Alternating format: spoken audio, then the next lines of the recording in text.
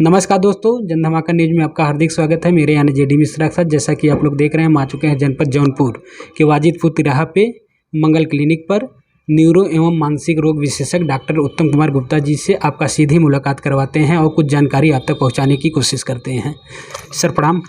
नमस्कार सर, छोटी सी अपना परिचय दे के शुरू करिए। जी।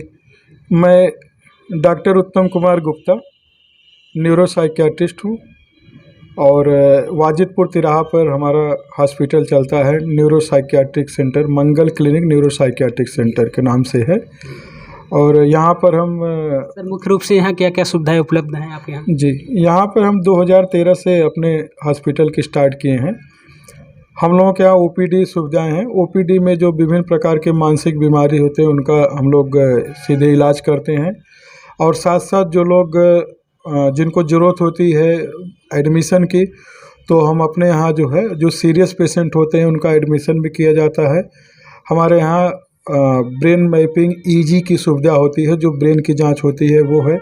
साइकोलॉजिकल ट्रीटमेंट जो होता है उसको हम लोग करते हैं। और यह जो बहुत सीरियस पेशेंट रहते हैं, कई बार एपिलेप्सी में और तमाम बीमारियों में, हेमरेज वगैरह में, इस्चीमिक जो आजकल फालिस वगैरह मारता है, तो ऐसे पेशेंटों को भी हम लोग अपने यहाँ एडमिट करते हैं। आईसीयू की सुविधा हमारे यहाँ उपलब्ध है। पहले सर जो सुविधाएं आपके यहाँ उपलब्ध है, पहले तो छोटी छोटी सुविधाएं रहती थी छोटे शहर में, और ज़्यादातर वाराणसी जाना पड़ता था, बनारस। अब आपके यहाँ यह सुविधाएं उपलब्ध हैं तो बहुत ही सुविधा हो गया है गांव वालों के लिए भी। और सर यहाँ जैसे छोटे बच्चे हैं और उनमें मतलब मानसिक रोग बीमारी, मिर्गी कह सकते हैं, और हकलानापन और काफ़ी बीमारियां हैं जो छोटे बच्चों को हो जा रही है, उस पर क्या कहना चाहेंगे? जी, आजकल देखा जा गया है कि छोटे बच्चों में भी नंबर एक, जैसे आपने एपिलेप्सी मिर्गी की बात कही है। मिर्गी एक ऐसी बीमारी है जो सभी एज ग्रुप के लोगों को होता है। छोटे बच्चों जो पैदा होते हैं, जिसको हम लोग न्यूनेट्स कहते हैं, न्यूनेट्स से लेकर के ओल्ड एज तक के लोगों को जो है एपिलेप्सी हो सकते हैं, लेकिन उसके कारण अलग अलग होते हैं। जैसे छोटे बच्चों में कई बार जो है पैदा होने के टाइम पे किसी तरह कुछ इन्फेक्शन हो जाते हैं, इलेक्ट्रोलाइट इम्बैलेंस हो जाते हैं, और कई बार जो मेनिंजाइटिस वगैरह जो है, मस्तिष्क ज्वर वगैरह होते हैं, जिसकी वजह से इन्फेंट्स को जो है एपिलेप्टिक अटैक आते हैं। जैसे जैसे थोड़े और बच्चे बड़े हो जाते हैं, 4 साल 5 साल के, अगर उस टाइम पर भी देखा जाए तो उनको वहाँ पर भी मिर्गी का अटैक उनको पड़ते हैं, दौरे पड़ते हैं। उस टाइम पे कई बार जो हम लोगों के यहाँ जो खान पान साफ़ सफाई के साथ लोग नहीं रहते हैं, और उसमें जो है वर्म्स जो होते हैं, पेट के कीड़े किसी तरह से ब्रेन पे पहुंच जाते हैं, जिसको हम लोग न्यूरोसिस्टिक सार्कोसिस कहते हैं, जिसकी वजह से भी एपिलेप्टिक अटैक छोटे बच्चों में होते हैं। और इसके साथ में जैसे जो हकलाना और इस तरह का चीज़ें जो है कई बच्चों में मिलता है। ये कई बार साइकोजेनिक भी होता है, और कई बार कुछ उनके अंदर पैथोलॉजिकल कारण होते हैं जो है डेवलपमेंट की, जिसमें की वजह से भी जो है वो हो जाता है। इसमें तीसरी चीज़ें जो देखने छोटे बच्चों में मिलता है, ADHD जिसमें को हम लोग का, जिसको attention deficit hyper active disorder कहते हैं, जिसमें बच्चे जो है एक जगह स्थिर नहीं रह पाते हैं, इधर से उधर उनका दौड़ना भागना पूरा होता रहता है, उनका कंसंट्रेशन नहीं हो पाता है किसी एक चीज़ में। तो ऐसे बच्चों का जो है पढ़ाई भी पूरी गड़बड़ हो जाती है, और इनका डेवलपमेंटल प्रॉब्लम जो है इसमें ये आता है। और इसके बहुत सारे कारण मिलते हैं जो है, कई बार जो है ब्रेन की जैसे डेवलपमेंट प्रॉब्लम पैदा होने के बाद में कई बार बच्चे जैसे रोते नहीं हैं, उनको ऑक्सीजन वगैरह नहीं मिल पाता है, तो इसकी वजह से भी ब्रेन की डेवलपमेंट रुक जाती है, जिससे ये सब बीमारियां होती हैं। और ऐसे बच्चों का कई बार देखा जाता है कि IQ लेवल भी काफ़ी कम हो जाता है। जैसे सर इतनी बीमारी बता रहे हैं और आजकल ज़्यादा ही ये सब हो गया है, लेकिन फिर भी गांव में, देहात में जैसे होता है कि झाड़ फूँक कराने लगेंगे, और डॉक्टर के पास न जाके आज के ज़माने में झाड़ फूँक कराएंगे, नहीं तो आयुर्वेदिक करने लगेंगे और घरेलू उपचार करने लगेंगे। और उनको क्या कहना चाहेंगे कि वो मतलब जो स्पेशलिस्ट हैं उनसे सलाह लेकर कार्य करें कि ऐसा कार्य करना उचित है? जी, आपकी बात सही है एकदम। आज के समय में इस समय जो आधुनिकता के युग में, जिसमें हम सभी लोग पढ़े लिखे हैं, और इस दौर में भी देखा जाता है कि लोगों को जो है मानसिक बीमारियों को लेकर जागरूकता नहीं है। और दूसरी चीज़, अगर उनको कुछ जानकारी बताया जाए तो उनको एक्सेप्टेंस नहीं करते हैं कि नहीं हम मानसिक रूप से बीमार हैं।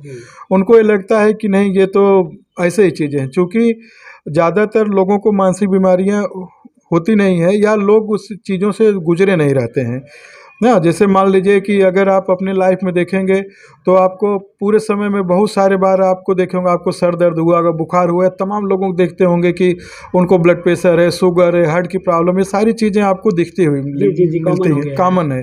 तो इसमें जांचें होती हैं, सामने बीमारी दिखती रहती है। लेकिन मानसिक बीमारियों में क्या है कि कई बार जांचें होती हैं, जांच में कुछ नहीं निकलता है, तो लोगों को लगता है कि ये तो इस जब हमारे सारे टेस्ट नॉर्मल है, हमको बीमारी फिर क्या है। जी जी जी। तो ये आप समझ लीजिए कि मानसिक बीमारी जो होती है, न्यूरो और मानसिक रोग विषय जैसे आपने शुरू में कहा जो है, तो न्यूरो और मानसिक में डिफरेंस है कि न्यूरो में जो है ब्रेन में कोई न कोई पैथोलॉजी होती है, जैसे आपका एपिलेप्सी आ गया, पार्किंसन डिजीज हो गई, डिमेंशिया हो गई, ये सारे न्यूरोलॉजिकल डिसऑर्डर, स्ट्रोक हो गए, फालिस होना आ गया। मानसिक बीमारियों में क्या है, ये सॉफ्ट, जैसे आप समझिए अगर कंप्यूटर की बात करें तो एक हार्डवेयर होता है, एक सॉफ्टवेयर होता है। तो ये समझिए कि एक तरह से जो मानसिक हो गए जो है, ये सॉफ्टवेयर की बीमारी है, तो जिसमें आपको देखेंगे खोजेंगे ज़्यादातर मिलती नहीं है। तो ये बीमारियों में जैसे डिप्रेशन हो गया, एंजाइटी हो गया, मैनिया हो गया, साइकोसिस, सिजोफ्रेनिया हो गया, हाँ, और एल्कोहल वगैरह नशे की बीमारियां होती हैं, और सेक्सुअल रिलेटेड डिजीजेज आती हैं, ये सब मानसिक बीमारियां जो है आती हैं। कई बार आप देखते सर हैं मानसिक रोग से ही उत्पन्न होता है। जी जी, ये सब कई बार आप देखते हैं लोग बार बार हाथ धोते हैं, OCD की, ये सारी चीज़ें होती हैं। तो जब आप हमारे में एजुकेशन की कमी होने से एक्सेप्टेंस नहीं है, तो लोग को जब लगता है कि हम बीमार नहीं हैं तो उसका इलाज जो है करने के लिए या कराने के लिए डॉक्टर के पास नहीं जाते। एजुकेशन की कमी होने से फिर वो जो है झाड़ फूँक कराने के लिए ओझा के पास में या इस तरह के लोगों के पास चले जाते हैं, जिसमें वो लोग अपनी जो है धीरे धीरे मानसिक बीमारी बिगड़ती जाती हैं, वो काफ़ी अपना नुकसान करा लेते हैं। और कई बार ये देखा गया है कि जो आजकल के जो ओझा हैं या ये जो झाड़ फूँक करने वाले हैं, ये बहुत जो है शब्द नहीं यूज करना चाहिए, लेकिन बहुत शातिर टाइप के हो गए, बहुत चालाक हो गए हैं। ये मेडिकल स्टोर पर से कुछ दवाएं होती हैं जो कॉमन मेडिसिन होती है, जिनको लोग अब जानते हैं, ये वो मेडिसिन खरीद लेते हैं, और जो ये भभूत वगैरह देते हैं उसमें मेडिसिन को पीस करके मिला करके देते हैं, और ये मरीज को कहते हैं कि ये भभूत है जो है, इसको आप सुबह शाम ये भी खाते रहिए और अपना झाड़ फूँक करते रहते हैं। तो इस तरह का चीज़ें देखने को मिलता है। कई बार फिर साइड इफ़ेक्ट भी जिसकी आती है, मरीज को प्रॉब्लम लेकर के आते हैं जो है। तो यदि आपको कोई आसपास में किसी को मानसिक बीमारी है, तो उसको आप जो है अपने नज़दीकी जो भी आपके डॉक्टर हैं, मानसिक रोग विशेषज्ञ, साइकियाट्रिस्ट हैं या CSC PSC है, आप वहाँ के डॉक्टर से संपर्क करिए, वो आपको उचित सलाह देंगे कि आपको किसके पास जाना है।